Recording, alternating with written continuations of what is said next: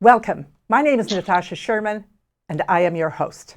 And my guest today is Frank Thompson, a retired correctional professional who has experiences in the state of Arkansas and Oregon. In Oregon, he was responsible for the daily operations of 11 of the state's then 13 prisons. During the years 1996 and 1997, while serving as the superintendent of the Oregon State Penitentiary, Frank was called upon to administer the death penalty on 2 occasions. Frank now works with other Oregonians who wish to see the public policy of capital punishment repealed. As he says, no one can speak personally about conducting and being personally responsible for killing people in the name of society better than I can. When he interviewed for the job in 1994, he was asked if he would be able to conduct executions. And at the time, he supported capital punishment and said, yes, he had served in Korea and was a good soldier. I was familiar with the need to take a life under certain circumstances. 18 months later, he was tasked with conducting Oregon's first execution in 32 years. Welcome, Frank. Thank you for having me. I'm glad we could make this happen. I think this is really an important topic. And I would just like to start with a little background because you went into the prison system supporting the death penalty, thinking it was appropriate in certain cases. And then something shifted along the way. And it was, I gather, the process of rewriting the protocol. Can you tell us about that?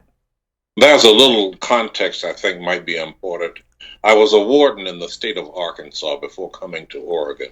Right. And while there was a Ricky Ray Rector who was scheduled to be executed and is quite well known across the country because he had shot himself in an attempt to escape apprehension after killing someone, and that rendered him mentally compromised to the point where there was quite a bit of controversy about whether or not he should be executed.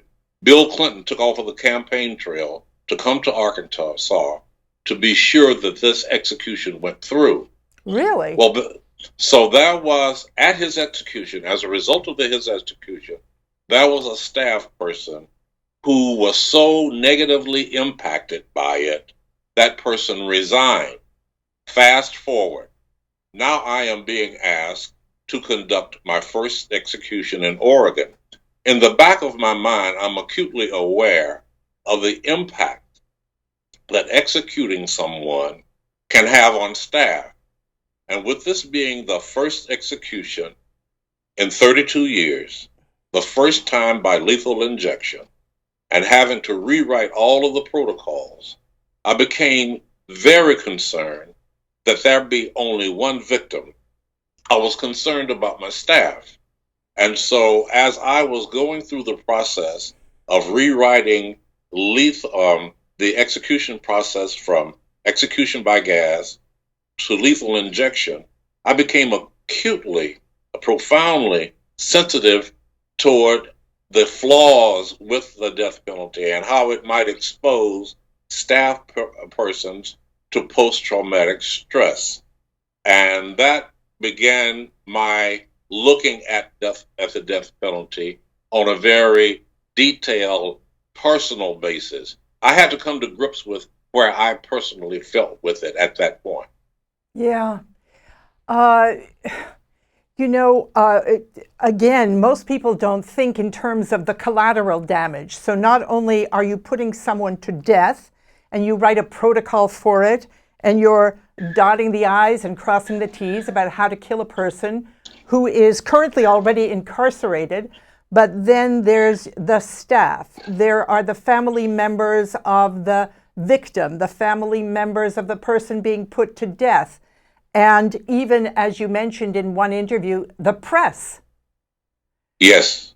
So the collateral damage is just as significant as the act of execution. Absolutely. All of these are human beings who are psychologically vulnerable, emotionally vulnerable. We have a habit in this country of thinking only of the execution team or the person who administered the lethal fluids or the lethal injections. There are people who suffer lifetime stress. All you really have to do is just get on Google and correctional officer execution PTSD, and you'll just find a number of instances where people who've been involved with the execution process collaterally who suffer lifelong consequences of witnessing such an event. Lifelong consequences. It's like being someone involved. You haven't committed a crime, but you are impacted for the rest of your life, like a life sentence. Yes. Well, many people don't understand that killing someone, a correctional officer spends in 1/1000th of its time killing people. They go in with no anticipation. They really aren't trained. I was far better trained to go into that activity than all of my staff. None of them had ever been asked to kill anyone before. And correctional officers are in one of the most stressful careers in the country. If you do research, there's a lot of research out there right now that indicate upward of 33% of all correctional officers, whether they are in a state where there's capital punishment or not, show some sign of post-traumatic stress because of that environment. Then can you imagine going into that population of people and then pulling out a team of people to go and kill someone, much less like what happened in Arkansas? You're compounding the stress quotient on staff just by training them on a premeditated basis to go and take the life of a human being. Have any of them ever refused? No. I'm not aware, not to the extent that it is remarkable. It's almost like volunteering to be a soldier. Once you put on the uniform, you become a part of a group, and you want to be supportive of that group. And even during your moments of fear, you are very reticent in admitting the difficulties that you're having. And post-traumatic stress is a cumulative thing. It's not just one instance. It's repeatedly having to make that decision to go deeper and more frequently into this very daunting task. And then you take this home to your family. Some, there are dysfunctional families, alcoholism. Do Google on correctional officer execution suicides. You'd be surprised at the number of correctional officers who have contemplated and carried through on suicide notions. Here in Oregon, go ahead. I was just going to say that I had watched a bit of an interview with Sister Prejean, Yes. the one who wrote Dead Man Walking, and Absolutely. the accompanying movie. And she said something that I thought was pretty key. She said, most Americans don't wholeheartedly embrace the death penalty. They don't think about it. And so as you're talking, like you're saying, go on Google, and it's all there, the impact and the cost. But most of us, on a day-to-day basis, we're not thinking about it. But a huge segment of the population is being negatively impacted. And so what needs to happen in order to shift this? Because we keep having more and more people in prison. And, this whole concept of, if you get tougher on crime, it will slow down crime or deter crime. And we know that that's not true. We've gotten tougher in lots of ways, and it does not deter. Well, being a product of the civil rights era, I'm convinced that once there is an adequate public raising of awareness, without the awareness, we react emotionally. It's very easy to focus in on the perpetrator of a particular crime. And because of our lack of awareness, we don't appreciate the collateral negativities that are taking place in our communities. Capital punishment is a public policy. And if we can take our emotions, get away from our emotions, and look at capital punishment as a public policy and ask ourselves individually whether or not this public policy is accomplishing what it's supposed to do, and that is to make our communities safer, then this increased awareness will get people to rethink it. It's more than about punishing a person. It's about whether or not punishing this person by death makes our communities safer. And healthier. And healthier as human beings. And by all of these criteria, capital punishment fails dismally.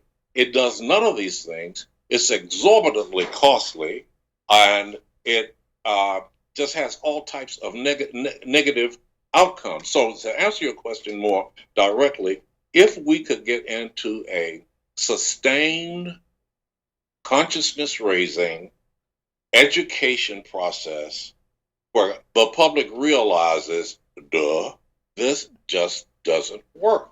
And then we'll start I think in some ways that is beginning to happen, because if you'll notice, there are fewer death sentences being meted out by our court systems.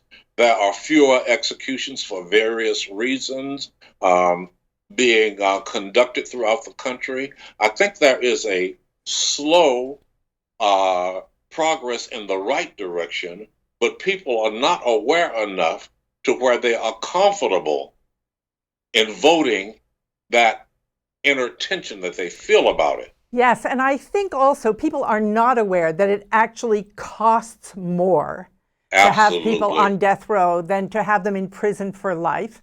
I think it's, as you say, a visceral reaction. You know, it's going to make us safer.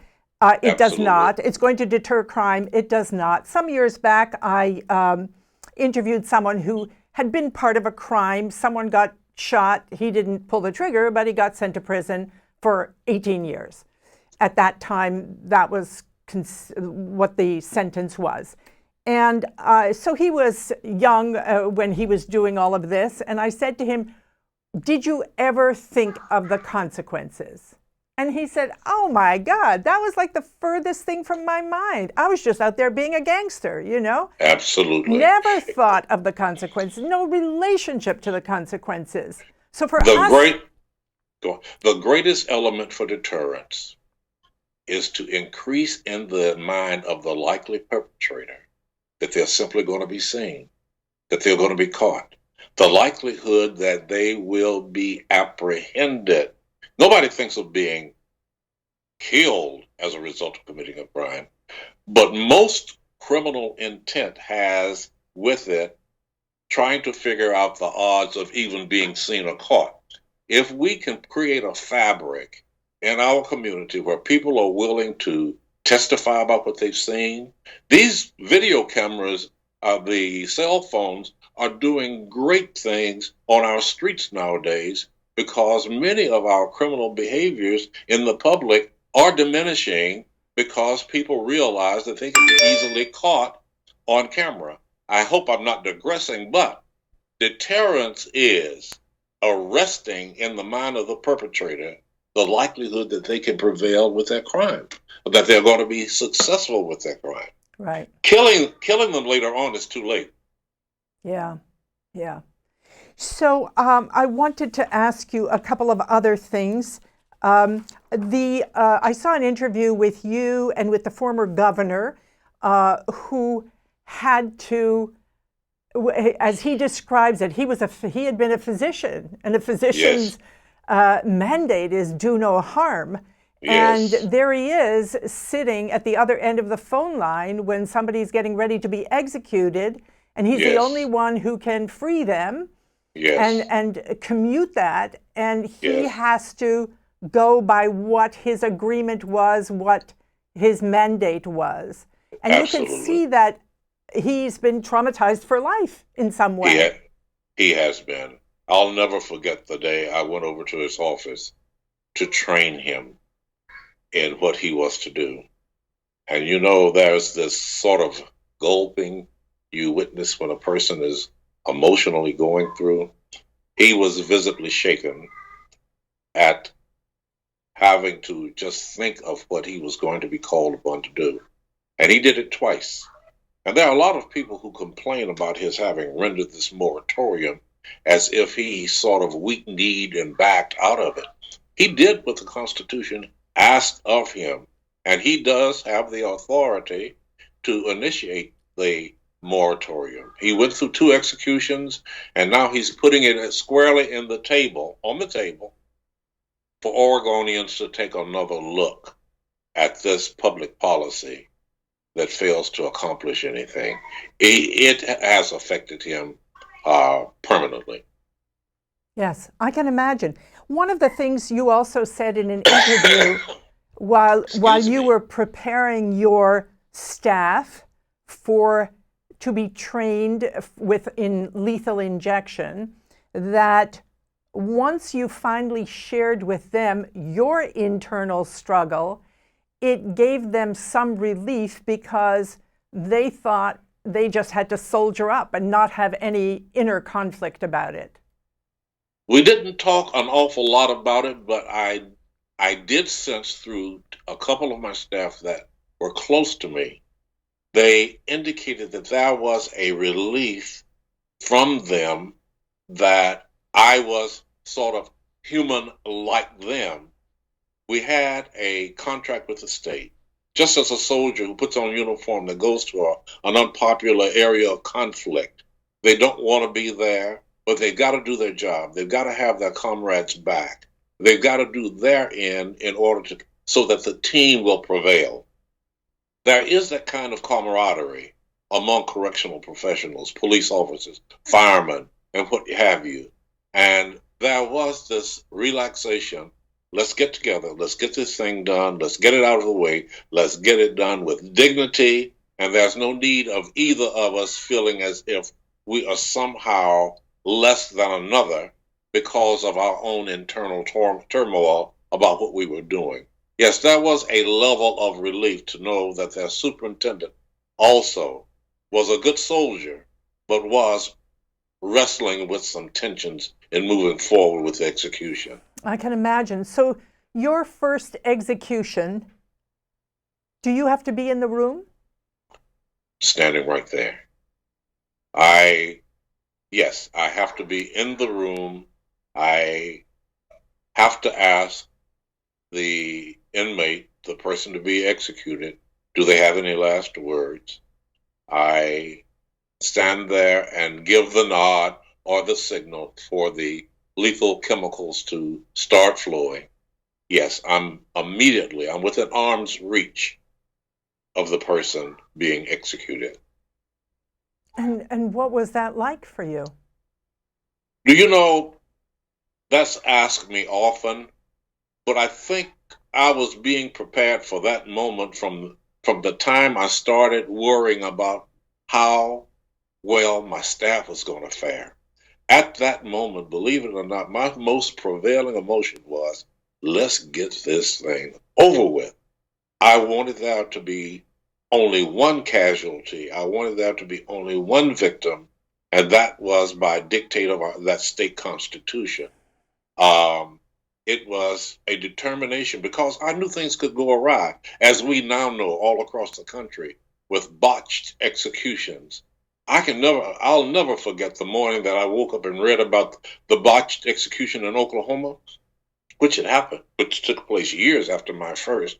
I almost sat straight up in my bed because that was my worst nightmare on the night of my first execution, that inmate would suffer, or that there was some staff person would collapse from having to kill someone for the first time in their lives. So at that moment, I was so mission driven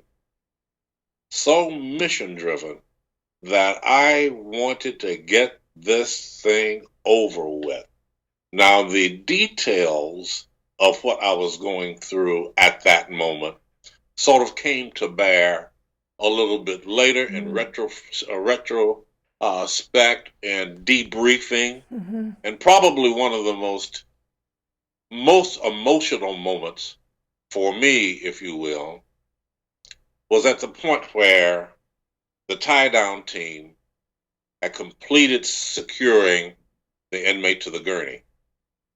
And the inmate looked up at us, me, and indicated that his hand was hurting. And without thinking about it, I knew that I was not there to hurt anyone. I never really thought about hurting anyone. Isn't it strange? You never think about hurting anyone, but you're there to kill them. So he indicated in the context of all of this mess that his hand was hurting. So I instructed one of the tie-down team members to make an adjustment. Mm-hmm. The adjustment was made, and the inmate looked up and said, "Thank you, boss." That is a memory that sort of is riveted in my recollections of things as much as anything else. Society does not have the privilege, and society does not have the right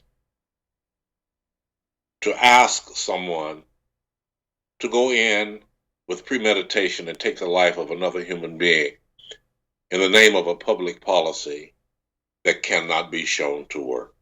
To put someone in a position of having, can you imagine the premeditation? If that, we convict people every day based upon the level of premeditation. Yes, exactly. And my staff and I practiced weeks carrying out how we were going to carry out the demise of a human being. Now, the emotion and the discipline involved in doing this is absolutely no less dastardly than the emotional carrying out of a murder. So we carry innocent men and women through all of these exercises to take the life of a human. And at that point, those people who are killing this person, they're not thinking about the crime that person committed 15 years ago. They are taking the life of a human being. And society needs to know that if you're going to send somebody to war, that there's a reasonable chance that doing so is going to bring about a good to the country. If you're going to sentence or have men and women to go into a small room and kill someone, society collectively needs to have high confidence levels that asking these men and women are going to produce an outcome that makes our communities safer. There's no one. I think we actually have no right to ask that. And again, most of us don't think about it on a day-to-day basis. And that's why I think it's so important to go around the country and educate people and create that level of awareness. I wanted to ask you, so what is the debrief process? Is there some process that then has people talk about it or some way to incorporate it? There is the statutory regulatory debrief to go over a governmental exercise to see how well things went. Now that's required.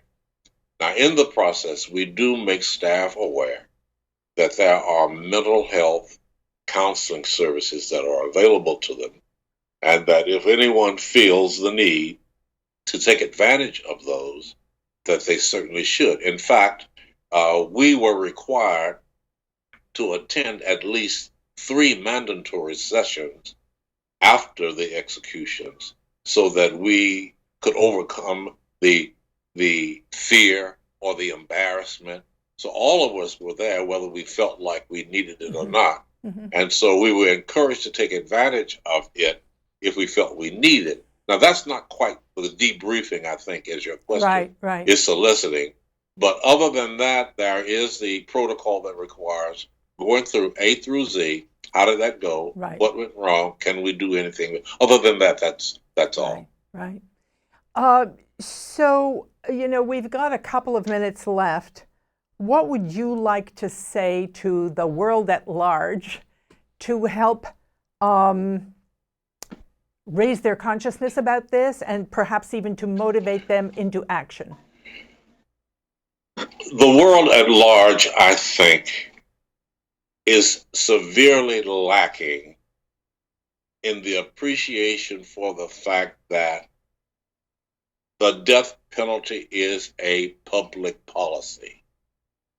just as the health care program that we are wrestling with back and forth across the nation. That it is a public policy as much as the policy supporting our school systems. And after a while, we collectively as a community need to take a look to see if this public policy is getting done what it was initiated to get done. Is it cost effective? Is it graduating young people into a productive future? Is it worth the cost and energy and sacrifice we now know it takes? And if it fails those objective criteria, we need to come about the kind of resolve set to say we need to change it, we need to find out what's wrong and fix it, or we need to get rid of it. Now, this experiment of killing people, we've gone through the experiment for many, many years. We have states in the country that don't have the death penalty, and they are not clamoring to initiate it. They are doing just fine. And their crime rate has not gone up. It has not gone up, and in many of them, they are less than in states where there is an execution process. That is what I would challenge the community, the country at large. Step back. You're promoting a public policy, tax dollars, and committing the lives and emotions of your sons and daughters and neighbors, decent men and women, to a lifetime of PTSD by this blind support of the death penalty. Yeah, thank you. And I don't think it's necessarily going to take that much. Nobody has to take it up as their cause, but they can educate themselves. They could start sending letters. They could let their, congressmen know, just to start mobilizing in some way. Yes, absolutely. You've taken much of the words out of my mouth. And with information being so instantaneously available, each of us knows where we feel a bit unlearned about a process. Just go to Google. It's a fantastic tool. And you'll find the kind of consciousness-raising information that will be helpful. Just take the time. Yeah. Frank, we're at the end of our time. Thank you so much for making this happen. And thank you for doing the work that you're doing and for raising the consciousness around this issue. Thank you, Natasha, for working with me to pull this event off. It's been my pleasure. Thank you. My name is Natasha Sherman. Thank you for joining us.